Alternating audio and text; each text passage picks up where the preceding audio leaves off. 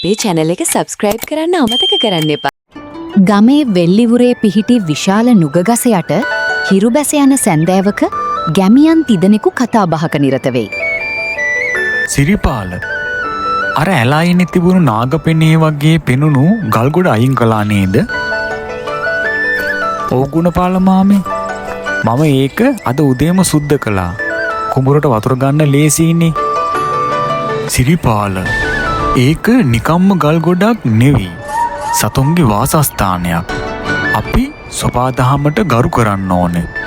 ඉතින් විද මහත්තයා සර්පයෙක් හිටියොත් අපිට අනතුරක් වෙන්න පුළුවන්. උන් අපිට කරදරයක් නොකරන තාක් අපි උන්ට කරදර කරන්න හොඳ නෑ පුතේ. පරිස්සමෙන් ඉන්න එක හොඳයි. හැබැයි සතුන්ගේ නිවහනක් විනාශ කරන එක අකුසලයක්. එදින රාත්‍රියේ සිරිපාලගේ නිවස අසලින් අමුතු ශබ්දයක් ඇසෙන්නට විය. සිරිපාල බියෙන් අවදි වෙයි. මොකක්ද ඒ සද්දේ? ගේ පිටිපස්සේ කවුරු හරි ඉන්නවා වගේ.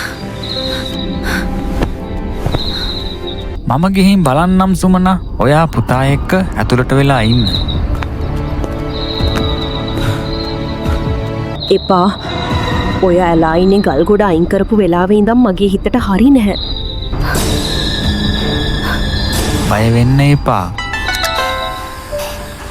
මංගාව ලන්තෑරුම තියෙනවා. අනේ මන්දා. සෝවාදාමේ සාපයක්වත් වැදුනද දන්නේ.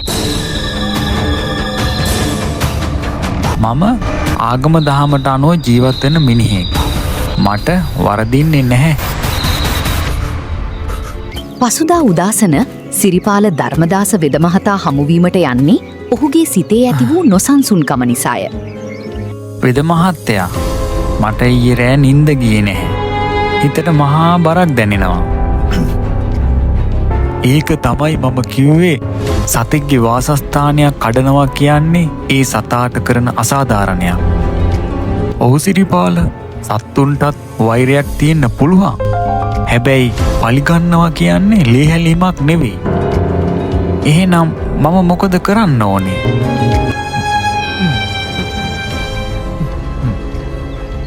මුලින්ම ඔයා හිතේ තියෙන බය අයින් කරගන්න. සතුන්ට මෛත්‍රී කරන්න පටන් ගන්න. ඒ වගේම විනාශ කරපු තැන තිබුණු වැරද්ද හරි ගස්සන්න. සිරිපාල තම බිරිඳ සමග පන්සලට ගොස් බෝධි පූජාවක් පවත්වා සිතට සහනයක් පතයි. සිරිපාල මොකද මේ හවස් ජාමේ හදිසියෙම පන්සල්ලාවේ? හාමුදුරුවනේ මගේ අතින් අකුසලයක් වුණාද කියලා සැකයක් තියෙනවා. අනේ හාමුදුරුවනේ එයා අර වෙල්ලයිනේ තිබුණ සර්ප විමනක් විනාශ කළා. පුතේ සියලු සත්වයෝ ජීවත් වෙන්න කැමති. කාටවත් හිරිහැරයක් නොකර ඉන්න ඉගෙන ගන්න.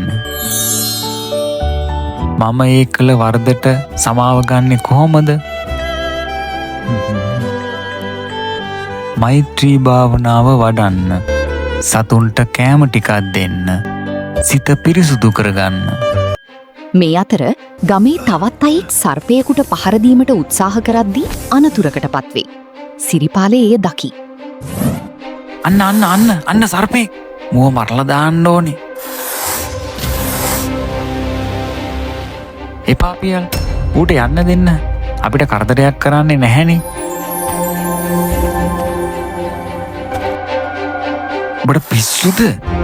මු ගෙට ආවොත් මොකද වෙන්නේ? සතාට පහර දෙන්න ගියොත් තමයි ඌ අපිට ගහන්නේ.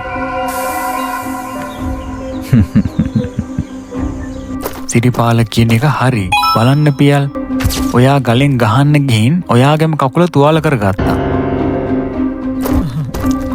ඇත්ත වෙද මහත්තයා? මම කලබල වුණා වැඩි. සිරිපාල දැන් සතුන්ට ආදරය කිරීමට පටන්ගෙන ඇත. ඔහු කුඹුරේ වැඩ කරද්දී සර්පයෙකු මුණ ගැසී. සිරිපාල අර බලන්න නයෙක් ඉන්නවා නියර උඩ. ඉන්න දෙන්න මාමේ. ඌ අපේ කුඹුරේ මීයන්ගෙන් බෝගේ බේරනවා. ඔයා දැන් ඉස්සර වගේ බය නෑ නේද? නැහැ සුමනා.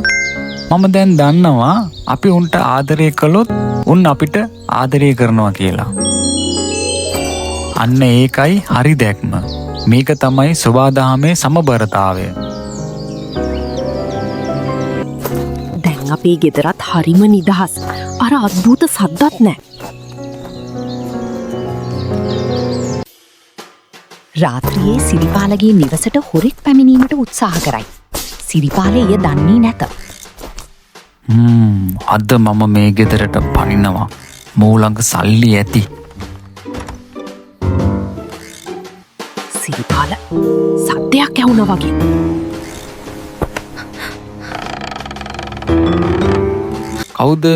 කවුද එළියේ? ඔය කවුද ඔය?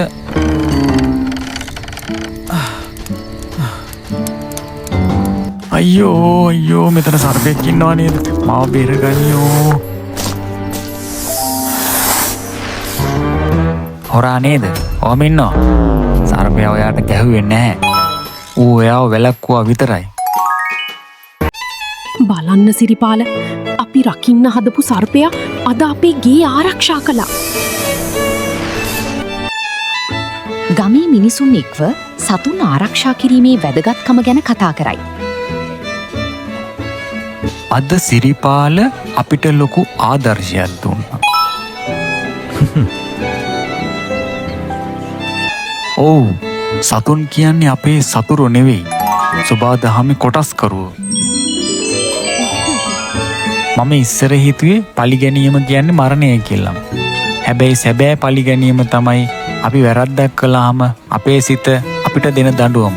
සිරිපාල පුතා කිව්වේ ලොකු කතාවක්. සිතේ සාමය තියෙන්නේ අවිහිංසාව තුලයි. අපි ගමක් විදිහට සතුන්ට ජීවත් වෙන්න ඉඩ දෙමු. අද ඉඳන් මම මගේ කුඹුරේ සතුන්ට හානි කරන්නේ නැහැ. සිරිපාල තමන් විනාශ කළ ගල් ගොඩාසල කුඩා පැලයක් සිටුවා ඒ නැවත සකස් කරයි. පුතේ, මෙතන තමයි කලින් සත්තු හිටියේ. මම දැන් ඒක ආයෙත් හැදුවා. තාත්තේ, එතකොට ආයෙත් සත්තු එයිද?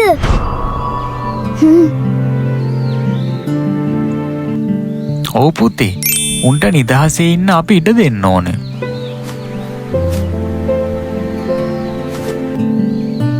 ඔයාගේ හිතට දැන් සහනයක්ද?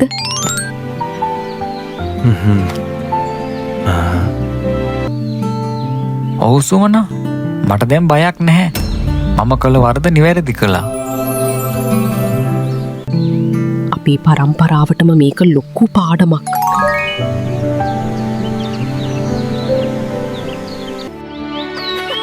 මුළු ගමම සාමකාමීව පවති. සිරිපාල තම පවුල සමග සතුටින් කාලය ගත කරයි. බලන්න සිරිපාල, අද මුළු ගමම ලස්සන වෙලා.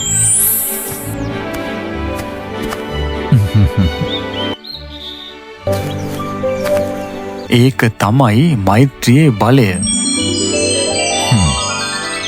සර්පයෝ කියන්නේ පලිගන්න જાතියක් නෙවෙයි. අපි උන්ට ගරු කළොත් උන් අපිට වරදක් කරන්නේ නැහැ. උඹ දැන් නියම මිනිස්සෙක්.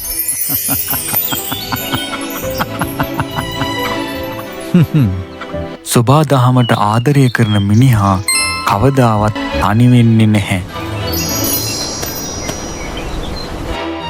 අපි හැමෝම මේ පණිවිඩේ ලෝකයටම කියමු. අපේ channel එක subscribe කරන්න අමතක කරන්න එපා. නැවත අලුත් කතාවකින් හමුවෙමු. ලොව පවතින උතුම්ම ධර්මය වන්නේ අවිහිංසාවයි.